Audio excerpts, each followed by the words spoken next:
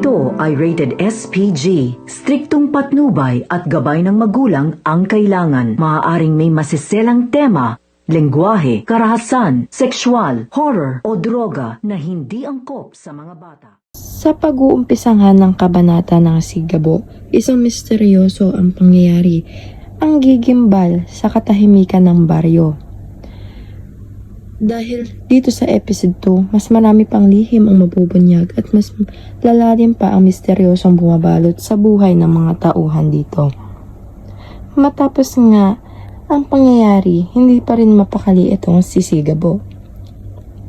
Patuloy siyang binabagabag ng mga alaala at mga kakaibang pangyayari na tila gustong ipahiwatig sa kanya.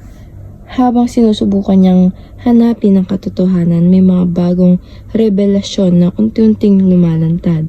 Ang mga taong dati niyang pinagkakatiwalaan ay tila may mga itinatagong sikreto at may isang tao mula sa nakaraan na muling nagpakita na magbabago sa takbo ng kanilang buhay. Sa gitna ng lahat na ito, isang pangyayari hindi inaasahan ang nagdulot ng matinding tensyon sa kanilang lugar. Dahil dito, napilitan nga itong si Gabriel na gumawa ng isang mahalagang desisyon na maaaring magbago, hindi lamang sa kanyang kapalaran, kundi pati na rin sa mga taong mahal niya. At aabangan pa nga natin yan, dito nga lang yan sa Sigabo.